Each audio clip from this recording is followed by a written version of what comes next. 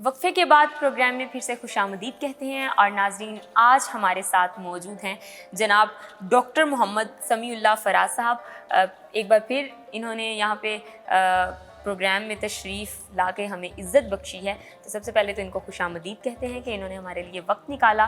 اور ناظرین جس طرح سے آپ جانتے ہیں کہ آج کا ہمارا جو موضوع ہے وہ حقوق اللہ اور حقوق العباد کے بارے میں گفتگو ہے، تو سمیع اللہ صاحب ہمارے ساتھ موجود ہیں۔ اسی حوالے سے ہمارے سوالات کا سلسلہ آج شروع ہوگا، اور اس حوالے سے اگر آپ کا بھی کوئی سوال ہو تو آپ ہم سے پوچھ سکتے ہیں۔ سب سے پہلے تو سمیع اللہ صاحب کیسی مزاج ہے آپ کے؟ طبیعت سے ٹھیک ہے؟ جناب خوش آمدید کہتے ہیں اور بلا تاخیر سوالات کا سلسلہ شروع کرتے ہیں۔ حقوق اللہ اور حقوق العباد کے بارے میں آج کی ہماری گفتگو ہے، تو سب سے پہلا جو میرا سوال ہے اسی حوالے سے، حقوق اللہ کیا ہے اور اس کی دین میں کیا اہمیت ہے؟ بسم اللہ الرحمن الرحیم۔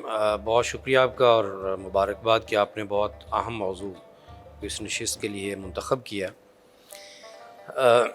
انسان کو اللہ تعالیٰ نے اس دنیا میں بھیجا ہے، اور جتنے بھی مخلوقات وہ ہزاروں لاکھوں میں ہیں، ان تمام کریشنز میں سے the best creation is the human beings. اور پھر یہ ٹائٹل خود اللہ تعالیٰ نے انسان کو دیا ہے۔ اگر ہم غور کریں تو انسان میں اور دوسری مخلوقات میں کچھ ہمیں فرق نظر آئیں گے، لیکن جو سب سے بڑا فرق ہے وہ شعور کا ہے، کانشیسنس کا ہے، کہ انسان کو اللہ تعالیٰ نے شعور دیا ہے، اور اس شعور کو اپنی زبان سے انٹرپریٹ کرنے کی اور بیان کرنے کی اللہ تعالیٰ نے صلاحیت دی۔ اب انسان کو یہ جو بلیسنگ ہوئی ہے کہ وہ among the all creations he is been the most precious اور سب سے افضل ترین مخلوق ہے، تو اس پر لازم ہے انسان کے اوپر کہ وہ اس ذات کو پہچانے کہ جس ذات نے اس کو یہ ساری کی ساری بلیسنگز دی ہیں۔ اس ذات کو پہچاننا اور وہ جو آرڈر دیتا ہے، وہ جو حکم دیتا ہے، اس کو اوبے کرنا، اس کو پورا کرنا، دیز آر کالڈ حقوق اللہ، دا رائٹس آف گاڈ۔ حقوق اللہ جو ہیں وہ تین طرح کے ہیں، یہ سمجھنا چاہیے۔ نمبر ایک، اللہ کی معرفت، یہ بھی انسان کے اوپر لازم ہے، یہ اللہ کا حق ہے کہ اس کو پہچانا جائے۔ اب اس کی ذات کی معرفت ہے، اس کی صفات کی معرفت ہے، اس کے احکام کی معرفت ہے۔ معرفت کا مطلب یہ ہوتا ہے کہ کسی کو اس طرح سے پہچان لینا کہ اس کا کوئی گوشہ، اس کی شخصیت کا کوئی پہلو جو ہے وہ فراموش نہ رہے، اور کوئی پہلو جو ہے وہ اوجھل نہ رہے، اس کا مطلب معرفت ہوتا ہے۔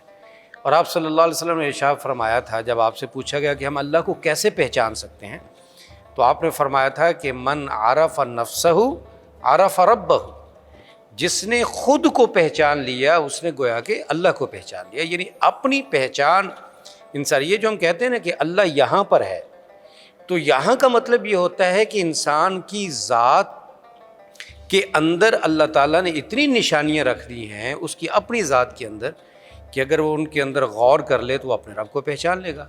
تو اللہ کے حقوق میں سے پہلا جو حق ہے وہ ہے معرفت، اس کو پہچاننا، اور باقی جو اگلا جو اس کا اللہ تعالیٰ کا حق ہے وہ ہے اللہ پر ایمان لانا۔ تیسرا اللہ کا حق ہے اس کی عبادت کرنا۔ یہ تین طرح کے حقوق ہیں، لیکن جب تک معرفت نہیں ہوگی، جب تک اللہ کی پہچان نہیں ہوگی، تب تک نہ انسان ایمان لا سکتا ہے، نہ انسان اس کی اللہ کی عبادت کر سکتا ہے۔ تو پہلا اللہ کا حق معرفت، دوسرا ایمان، ایمان اس کی ذات پر بھی، اس کی صفات پر بھی، اس کی تدبیر پر بھی، اور اس کے خالق اور اس کے مالک ہونے پر بھی، اور تیسرا اللہ کا حق ہے اسی کی عبادت کرنا۔ عبادت 5 طرح کی ہے، عبادت کی جو اقسام ہیں وہ 5 ہیں۔ سب سے پہلے ہے جس کو ہم عبادت قلبیہ کہتے ہیں، جو ہماری دل کی عبادت ہوتی ہے۔ دل کی عبادت سے کیا مراد ہے؟ ایمان، خوف، امید، یہ دل کی عبادت ہے۔ اگر ہم اللہ سے سب سے زیادہ ڈرتے ہیں تو یہ ہم دل سے اللہ کی عبادت کرتے ہیں۔ ہم اپنے دل سے اللہ سے سب سے زیادہ امید رکھتے ہیں تو ہم دل سے اس کی عبادت کرتے ہیں۔ تو یہ عبادت کی پہلی قسم ہے جس کو عبادت قلبیہ کہتے ہیں۔ دوسری عبادت کی قسم ہے جس کو عبادت لسانیہ کہتے ہیں، زبان سے اللہ کی عبادت کرنا۔ اس سے مراد ذکر اذکار بھی ہے، اس سے مراد اللہ سے دعا کرنا بھی ہے، اس سے مراد اللہ کی پناہ بھی چاہنا ہے، تو یہ عبادت لسانی ہے۔ تیسری عبادت ہوتی ہے جس کو عبادت بدنی کہتے ہیں، انسان اپنے جسم سے وہ عبادت بجا لاتا ہے، جیسے نماز پڑھنا ہے، رکوع کرنا ہے، سجدہ کرنا ہے، طواف کرنا ہے، یہ بدنی عبادات ہے، روزہ رکھنا ہے، یہ بدنی عبادات ہے۔ چوتھی قسم عبادات کی ہے جس کو عبادات مالیہ کہتے ہیں، جیسے زکوٰۃ ہے، صدقات ہیں۔ اور پانچویں قسم وہ عبادات کی ہے جو بدنی بھی ہیں اور مالی بھی ہیں، جیسے حج کرنا ہے، اس میں انسان کی باڈی بھی انوالو ہوتی ہے، انسان کا مال بھی انوالو ہوتا ہے۔ تو یہ تمام طرح کی عبادات اور ایمان اور اللہ کی پہچان، معرفت، یہ تینوں جو ہیں یہ حقوق اللہ کہلاتے ہیں۔ صحیح۔ جناب اسی حوالے سے میرا ایک اور سوال ہے، بڑا اہم ہے، کہ اللہ سے محبت کرنا بھی اللہ کا حق ہے اور اس سے خوف کرنا بھی، تو یہ کیسے ممکن ہے؟ ہاں، یہ اپنے اہم سوال کیا ہے۔ آپ صلی اللہ علیہ وسلم کی ایک حدیث ہے کہ آپ صلی اللہ علیہ وسلم نے ارشاد فرمایا کہ الایمان بین الرجاء والخوف۔ یوں سمجھیے کہ ہمارے پاس ایک دھاگا ہے، اس کا جو بالکل سینٹر ہے وہاں پر ایمان ہے، ایک سائڈ پر خوف ہے اور ایک سائڈ پر امید ہے۔ ایمان جو ہے وہ امید اور خوف کے بالکل درمیان ہوتا ہے۔ اگر بندہ صرف ڈرتا ہی رہے اور اس کو امید کوئی نہ ہو، صرف ڈرتا ہی رہے، ہر ٹائم آپ ڈراتے رہیں کسی کو اور وہ ڈرتا رہے، یہ ایمان نہیں ہوتا۔ یا بندے کو اتنی امید ہو جائے، جیسے ہم عمومی طور پر ہمارے ہاں ایک تصور بھی لوگوں میں ہوتا ہے، کوئی بات نہیں، یہ گناہ کر لیتے ہیں، اللہ تعالیٰ تو معاف کر ہی دے گا۔ یہ جو ہے یہ اس میں خوف نہیں ہوتا، صرف امید ہی امید، یہ بھی ایمان نہیں ہے۔ ایمان بالکل درمیان میں ہے، ایک سائڈ پر امید ہے، یعنی امید اور خوف کا جو دھاگا ہے اس کے بالکل سینٹر میں ایمان۔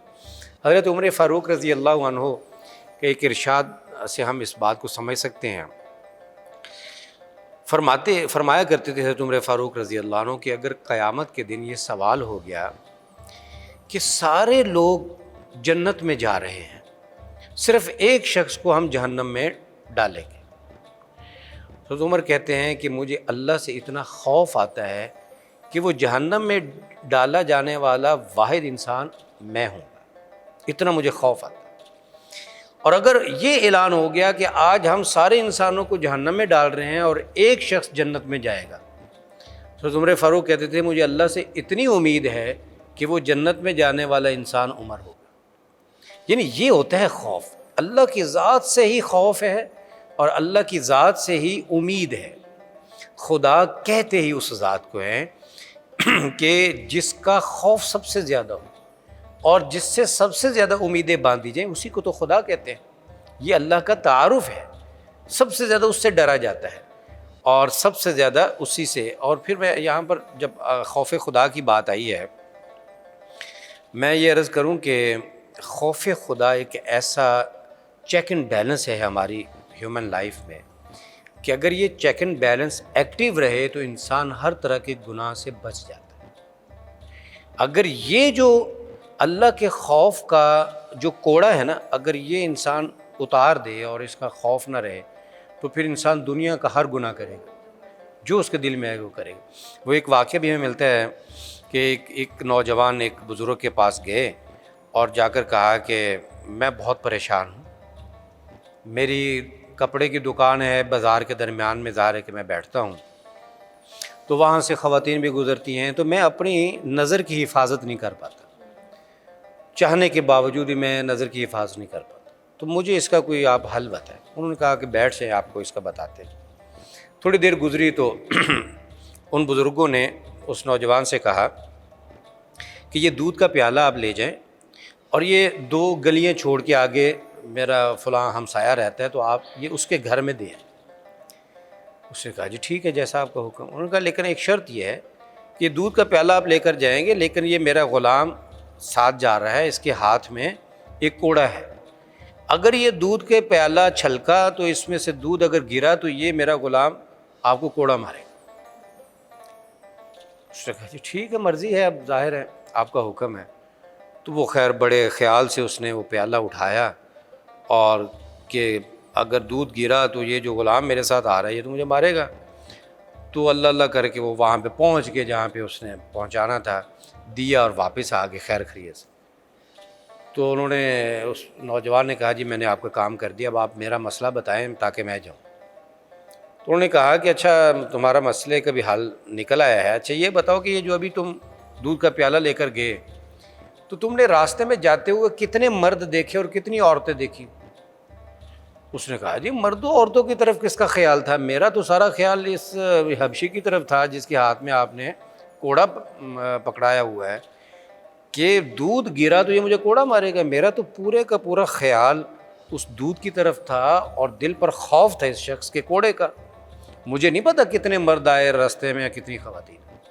انہوں نے کہا کہ یہی تمہارے مسئلے کا حل ہے، اگر تمہارے اوپر اللہ کے خوف کا کوڑا لٹکا ہوا ہو تو سوال ہی پیدا نہیں ہوتا کہ تمہارے نظر کسی گناہ کی وجہ سے اٹھے، تمہارے ہاتھ گناہ کے لیے اٹھیں، تمہاری زبان سے کوئی گناہ کی بات نکلے، یہ سوال ہی پیدا نہیں۔ اس لیے اللہ کا خوف اور اللہ سے امید یہ انسان کی زندگی کو بیلنس رکھتے ہیں۔ بالکل، اور پھر جب اللہ کا خوف ہوتا ہے تو پھر انسان اکیلا بھی ہو تو اس چیز سے باز رہتا ہے، کوئی دیکھ رہا ہے یا نہیں دیکھ رہا، اللہ مجھے دیکھ رہا ہے اور میں نے اسی کا حکم ماننا ہے۔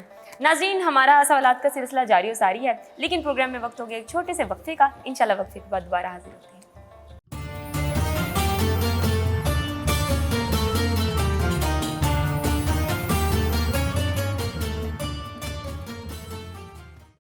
Explore your interests and passions to discover your talents and fulfill your dreams at UMT. Information Processing Center accommodates more than 25,000 participants and meets the international standard. The clinical counseling facility is provided by Institute of Clinical Psychology to support a healthy mind and body. A modern and visionary mosque built to facilitate all the university and the people in the vicinity. UMT has established a fully equipped fitness center for faculty, students and staff, all under the supervision of trainers for enhancing the quality of life. Expert health and well-being counselors and medical practitioners to support you. Your taste buds will come alive with our vast dining options of fast food, lunch, snacks, baked goods, tea and coffee found at the Symposium Cafe. An exclusive area assigned to the transport service for the purpose of parking and maintenance of buses. Achieve your dreams here and now.